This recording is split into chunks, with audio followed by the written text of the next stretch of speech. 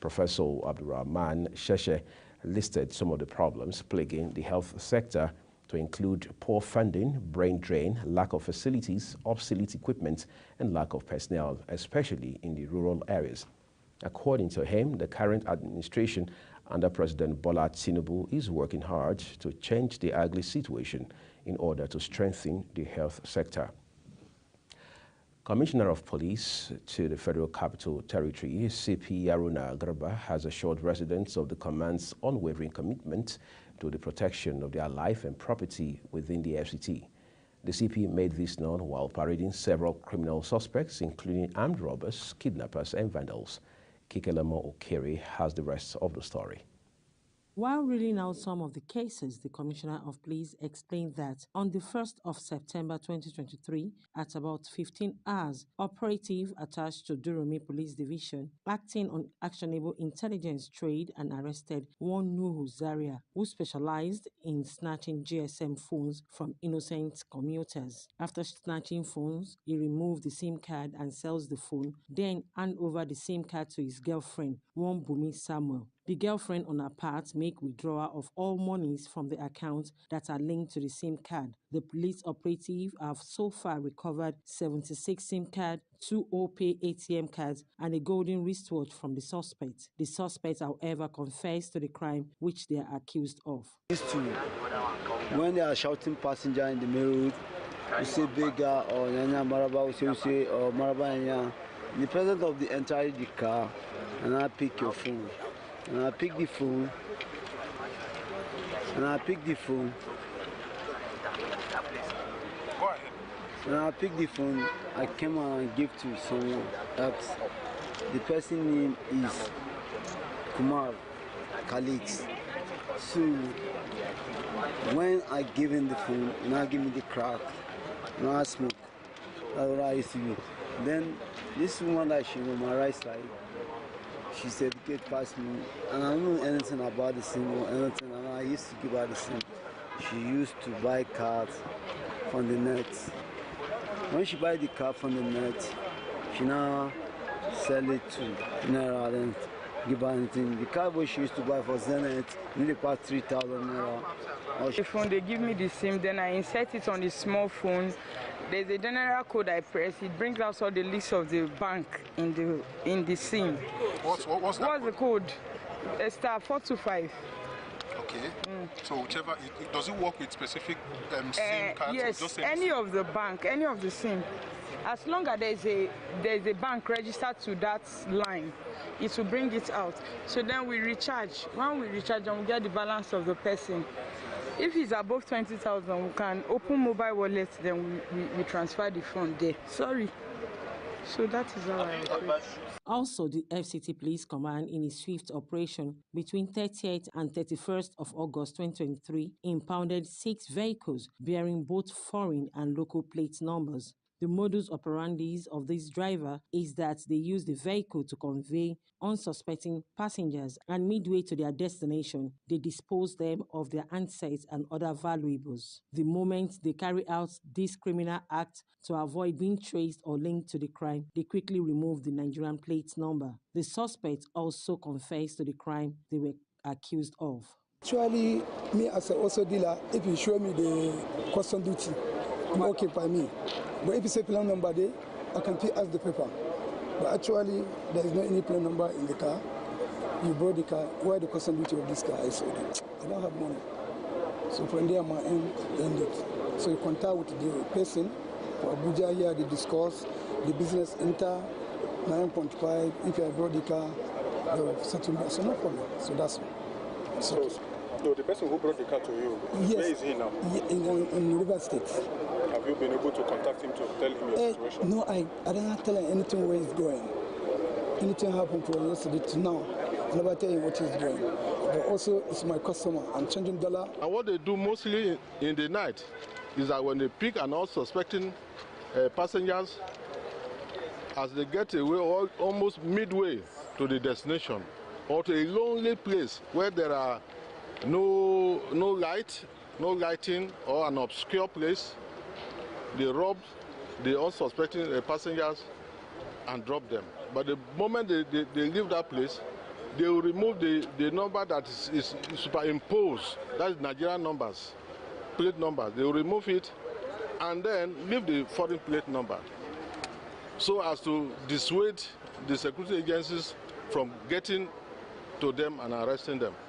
The Commissioner of Police, however, assures residents of the Federal Capital Territory of the command's unwavering commitment to the noble goal of protecting lives and property of the FCT residents, saying the suspect will be charged to court at the conclusion of investigation. Kike Lomo Okeri, Global Television News, Abuja.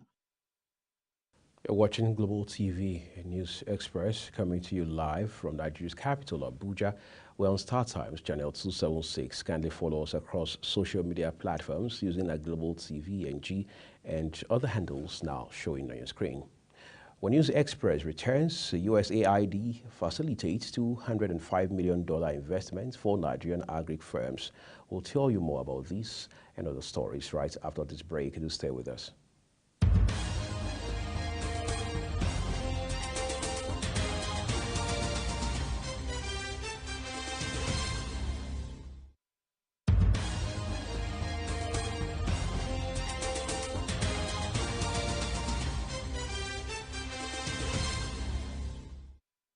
This is Global Television bringing you live broadcast of the News Express from Nigeria's capital, Abuja. Gabon's military rulers have appointed Raymond Ndog Sima, a prominent opponent of ousted President Ali Bongo Ondimba, as interim prime minister. He is the first civilian leader named by the junta, which overthrew Bongo in a coup at the end of August. Ndog Sima, a 60-year-old economist, served as prime minister under Bongo from 2012 to 2014 before becoming a critic and eventually challenging the long-time leader in elections in 2016 and 2023. His appointment, announced on state TV on Thursday, was made in a decree by Gabon's new military leader, General Brice Oligui Nguema, who was sworn in as interim president on Monday. In his inauguration speech, Oligui vowed to hold free, transparent and credible elections to restore civilian rule, although he did not give a time frame. He also said he would shortly announce an inclusive transitional government, drawing on figures from across the political spectrum. The United States military is reportedly repositioning some troops and equipment within the Niger Republic. It is believed that the Pentagon will withdraw a small number of non-essential personnel based on what it says is out of an abundance of caution. This is said would be the first major American military movement in the Niger Republic since a coup in July. Before these movements, there were 1,100 troops in the West African country. Signs of discontent within the Nigerian armed forces are mounting. Soldiers, both non-commissioned and officers, do not feel supported or protected by the junta's generals. The latter are more concerned with protecting their financial interests and their already shaky footing in power than with defending the interests of their subordinates. No longer listening to their men, the junta seems increasingly isolated while unpopular anger rumbles. The federal government has ordered power distribution companies to deploy customer engagement platforms within the next 3 months, beginning from September 1, 2023. The directive meant the DISCOs must install the facilities before January 2024.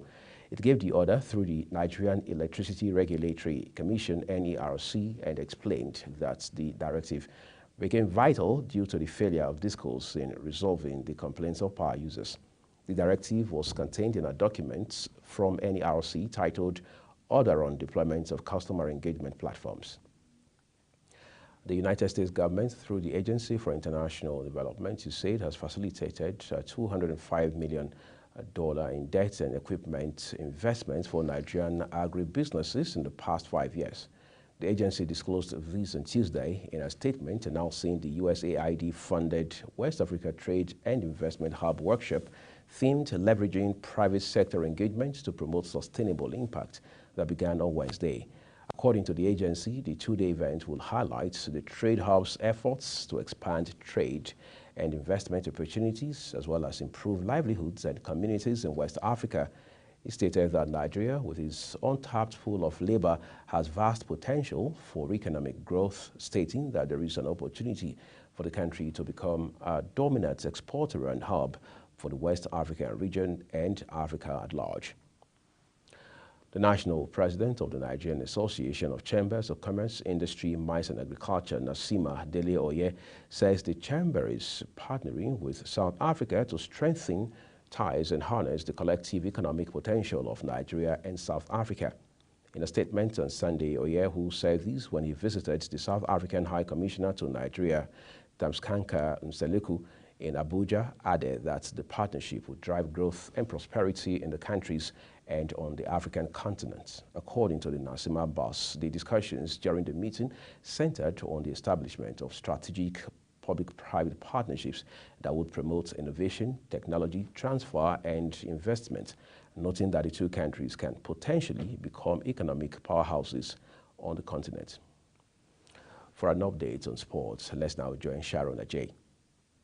The leadership of Nigeria Football Federation, NFF, has assured of its readiness to always partner with the Sports Writers Association of Nigeria, SWAN, in its resolve to take the round ladder game to greater heights in the country. NFF President Alhaji Ibrahim Musa Gusau, who gave the assurance on Thursday while playing host to the leadership of National Sports Writers Association of Nigeria, led by its president, Mr. Isaiah Benjamin, in his office in Abuja, describes sports writers as critical partners to sports, particularly football development. Still on sports, US Open finalist Coco Gauff has said she held no animosity towards the protesters who interrupted a semi-final match against Karolina Muchova on Thursday, even though she did think their timing could have been a lot better.